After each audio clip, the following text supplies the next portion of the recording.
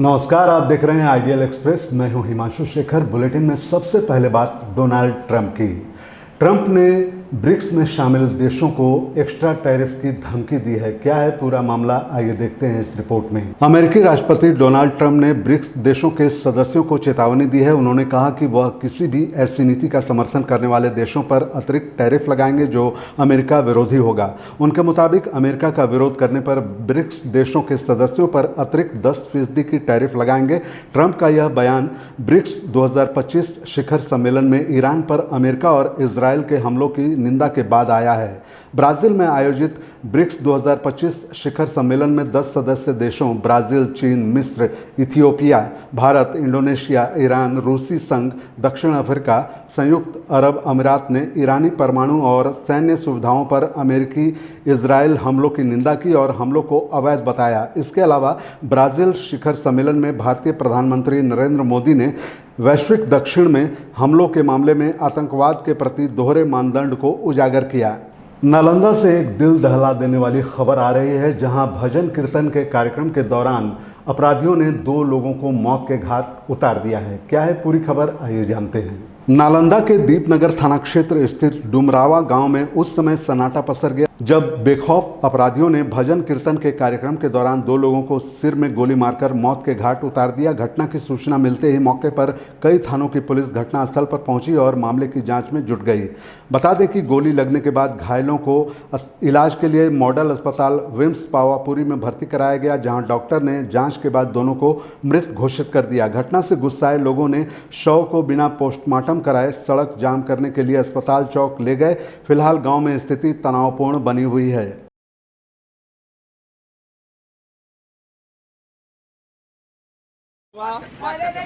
पासवान जी महतो जी ने 2 गो के गोली मार दिया है, एगो तो मौत हो गया है। जरा इनको सांस बच रहा था, हमने लेके आए कि हॉस्पिटल लेके चलो, डॉक्टर नहीं देखा, वेंटिलेटर को व्यवस्था नहीं था। डॉक्टर बोला कि आप पावापुरी ले जा सकते हैं। तो गोली कहाँ लगी मारा? लड़ाई पीटी हुआ, डंडा पानी हुआ, इस महीने से गोली चलाया, आके चहर के मार बैठा। 2 लोग गोली लगा है। हाँ, 2 एगो तो मौत गाड़ी में है। दोनों एक ही घर के हैं क्या? नहीं, अलग अलग घर का है दोनों से। दोनों बच्चा है क्या? एगो बच्ची है, एगो बच्चा था। इधर बिहार के हालात को देखते हुए कांग्रेस के नेताओं ने आरोप लगाया है कि बीजेपी के राज में बिहार क्राइम कैपिटल बन गया है। क्या है पूरी खबर, आइए देखते हैं इस पूरे रिपोर्ट में। हिंदुस्तान का क्राइम कैपिटल बन गया है। आम आदमी का मौत हर रोज़ हो रहा है। बड़े बड़े बिजनेसमैन को भी घर के सामने मारा जा रहा है। मतलब ये है कि सरकार क्यों चला रही है। जनता को अगर कोई भी आके मार रहा है, और पटना में बड़े लोग और छोटे लोग सबको मार रहे हैं, तो मोदी जी और शाह को जवाब देना चाहिए, बिहार की जनता को जवाब देना चाहिए। क्योंकि बिहार में सरकार मोदी जी और अमित शाह खुद चला रहे हैं, बैकडोर से चला रहे हैं, नीतीश जी को मुखौटा बना के चला रहे हैं। तो जनता को मोदी जी और शाह से जवाब ज़रूर मांगना चाहिए। पीएम मोदी एक बार फिर बिहार आने वाले हैं। 28 जुलाई को उनका कार्यक्रम प्रस्तावित है और ऐसी उम्मीद जताई जा रही है कि इस बार वो बिहार को कोई सौगात देने वाले हैं। क्या है पूरी खबर, जानते हैं। प्रधानमंत्री नरेंद्र मोदी फिर से बिहार दौरे पर आने वाले हैं। आपको बता दें कि पीएम मोदी 18 जुलाई को बिहार के मोतिहारी जिला में आने वाले हैं और वो जब भी आते हैं कोई बड़ी सौगात लेकर आते हैं, ऐसा कहना है बीजेपी के प्रदेश अध्यक्ष दिलीप जायसवाल का, जिन्होंने मोदी के दौरे को बिहार के विकास के लिए बेहतर बताया।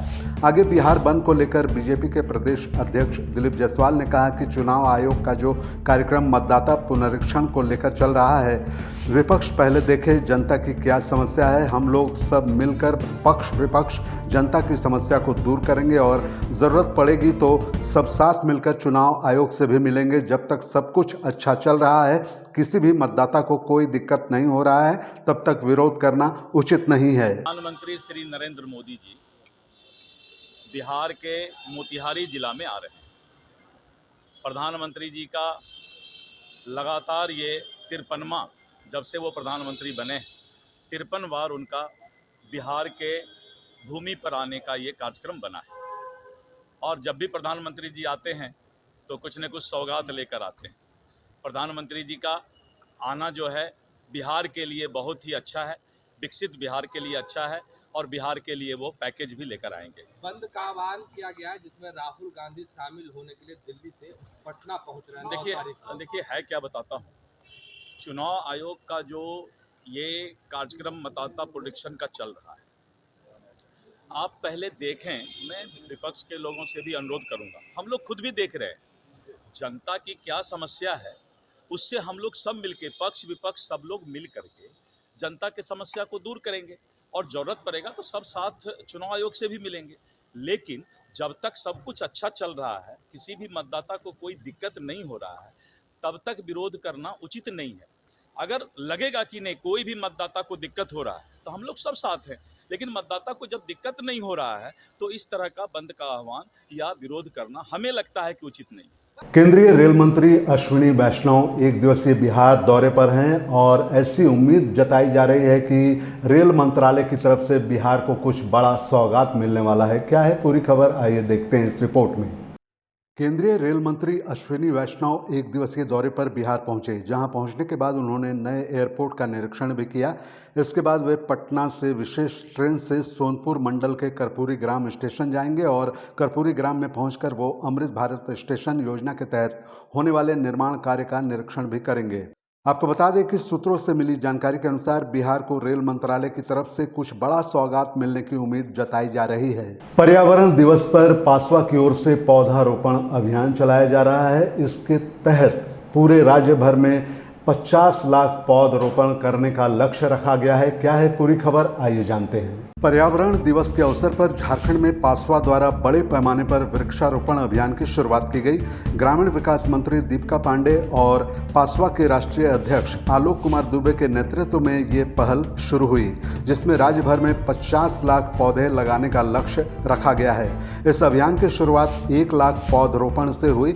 मंत्री दीपिका पांडे ने पोस्टर लॉन्च करते हुए छात्रों और अभिभावकों की भागीदारी को पर्यावरण जागरूकता का आधार बताया है। वहीं पासवा अध्यक्ष आलोक दुबे ने जानकारी दी कि राज्य के 47,000 से अधिक निजी विद्यालय इस अभियान में शामिल हो रहे हैं। प्लांटेशन और ड्रग्स के खिलाफ एक मुहिम चलाने की जो शुरुआत की है वो बहुत ही सराहनीय है। हर स्कूल में जाकर हर एक बच्चा एक पौधारोपण करे, यह कार्यक्रम उन्होंने पिछले साल चलाने का काम किया और उससे लाखों वृक्ष जो है बच्चों ने खुद अपने हाथों से उसको लगाया है और उसको संरक्षित कर रहे हैं। इस साल भी उस मुहिम को और आगे बढ़ाने की बात है, तो ये काफ़ी सराहनीय प्रयास है। मैं उसके लिए पासवा को बधाई देती हूँ। भी है कि पिछले साल हमने लगभग 50 लाख वृक्षारोपण निजी विद्यालयों के माध्यम से किया था। इस बार भी हमने अपना लक्ष्य निर्धारित किया है कि 50 लाख निजी विद्यालयों के बच्चे एक वृक्ष अपने घर में लगाएंगे और उसकी रखवाली करेंगे। और पिछले दिनों मुजफ्फरपुर में हुए बैंक लूट कांड में शामिल 3 अपराधियों को पुलिस ने गिरफ्तार कर लिया है। इनके पास से जिंदा कारतूस, कार और मोटरसाइकिल भी जब्त किए गए हैं। क्या है पूरी खबर, आइए देखते हैं। खबर मुजफ्फरपुर से है, जहां अहियापुर थाना की पुलिस ने पिछले दिनों हुए बंधन बैंक लूट कांड के प्रयास में सम्मिलित 3 अपराधियों को धर दबोचा।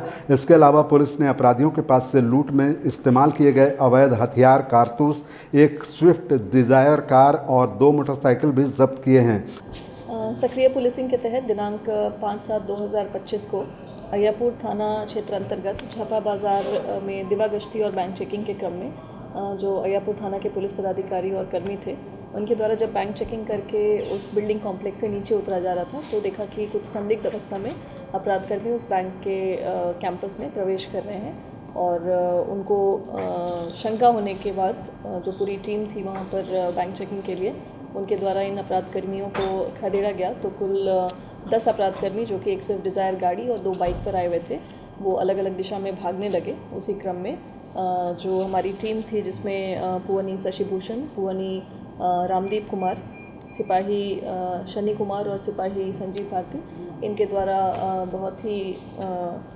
मुस्तैदी से काम करते हुए 2 अपराधकर्मियों को खदेड़ कर पकड़ लिया गया है और उनसे पूछताछ और इंटरोगेशन के क्रम में उनके द्वारा बताया गया कि ये सभी 10 जो अपराधकर्मी हैं वो 2 बाइक और 1 गाड़ी पर बंधन बैंक जो उसी कॉम्प्लेक्स में था उसको लूटने की योजना बनाकर वहाँ आए थे।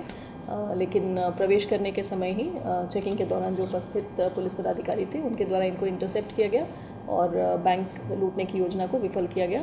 इनकी निशानदेही पर जो तीसरे अपराधकर्मी हैं उन्हें सीतामढ़ी ज़िला से कल संध्या में गिरफ्तार किया गया है और बाकी भी जो अपराधकर्मी हैं उनकी गिरफ्तारी के लिए हम प्रयासरत हैं। मौसीबाड़ी में 9 दिनों तक आतिथ्य स्वीकार करने के बाद भगवान जगन्नाथ बहन सुभद्रा और भाई बलभद्र के साथ पुनः जगन्नाथ धाम लौटे और इस मौके पर भारी भीड़ इस घुरती मेला को देखने के लिए उमड़ी। क्या है पूरी खबर, आइए जानते हैं। देवशयनी एकादशी के मौके पर मौसीबाड़ी में 9 दिनों तक आतिथ्य स्वीकार करने के बाद भगवान श्री जगन्नाथ बड़े भाई बलराम और बहन सुभद्रा जगन्नाथ धाम लौटे और उनकी नियमित पूजा अर्चना और महाआरती के बाद झारखंड की राजधानी रांची के जगन्नाथपुर में भगवान श्री जगन्नाथ की घुरती रथ यात्रा निकाली गई, जहां भगवान को विदा करने श्रद्धालुओं की भारी भीड़ दिखी और भक्तों ने पुष्प की बारिश कर भगवान जगन्नाथ से सर्वमंगल की कामना की। और अब बात महेंद्र सिंह धोनी के। रांची के राजकुमार और भारतीय क्रिकेट टीम के पूर्व कप्तान महेंद्र सिंह धोनी आज 44 साल के हो गए। जी हां, 7 जुलाई 1981 को उनका जन्म राजधानी रांची में हुआ और इस दौरान उन्होंने 7 अपने महत्वपूर्ण दोस्तों के साथ केक काटकर जन्मदिन मनाया। क्या है पूरी खबर, आइए जानते हैं। भारतीय क्रिकेट टीम के पूर्व कप्तान और रांची के लाल महेंद्र सिंह धोनी आज यानी 7 जुलाई को 44 साल के हो गए। धोनी का जन्म 7 जुलाई 1981 को हुआ था।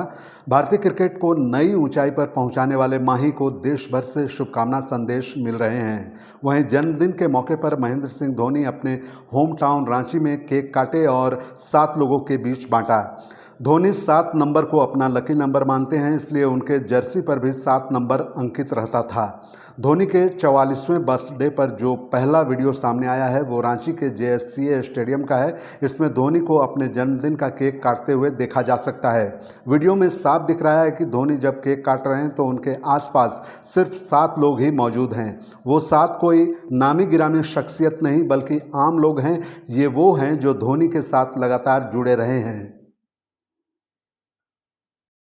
सबसे पहले आपके माध्यम से हैप्पी बर्थडे माही सर, और यही कहना चाहेंगे कि आज का बर्थडे गिफ्ट यही होगा। बर्थडे गिफ्ट तो चाहिए होता है हर किसी को, तो हम बच्चों को भी चाहिए ना बर्थडे गिफ्ट।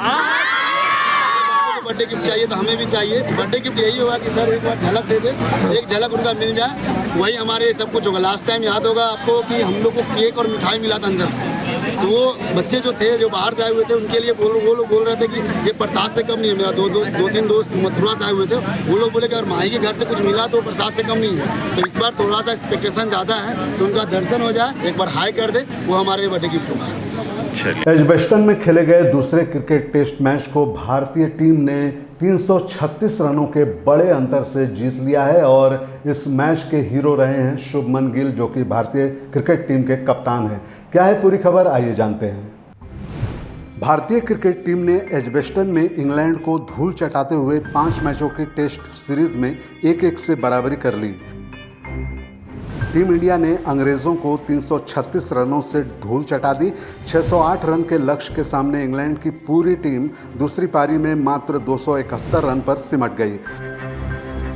रनों के लिहाज से विदेशों में भारत की यह सबसे बड़ी जीत है। कप्तान शुभमन गिल को मैन ऑफ द मैच आंका गया। उन्होंने टेस्ट मैच में शानदार 430 रन बनाए। उन्होंने पहली पारी में 269 जबकि दूसरी पारी में 161 रन ठोके। शुभमन गिल एक टेस्ट में सबसे ज़्यादा रन बनाने वाले पहले भारतीय खिलाड़ी बन गए। इससे पहले ये रिकॉर्ड सुनील गावस्कर के नाम था। वहीं शुभमन गिल इंग्लैंड के ग्राहम बुश के बाद दूसरे नंबर पर पहुंच गए, जिन्होंने एक टेस्ट में सबसे ज़्यादा रन बनाए हैं। दूसरे टेस्ट मैच में आकाशदीप ने 10 जबकि मोहम्मद सिराज ने 7 विकेट झटके। इंग्लैंड पर शानदार जीत दर्ज करने वाली भारतीय टीम को चारों तरफ से बधाई संदेश मिल रहे हैं। इस बुलेटिन में फिलहाल इतना ही। आप बने रहिए आइडियल एक्सप्रेस के साथ। मुझे दीजिए इजाज़त। नमस्कार।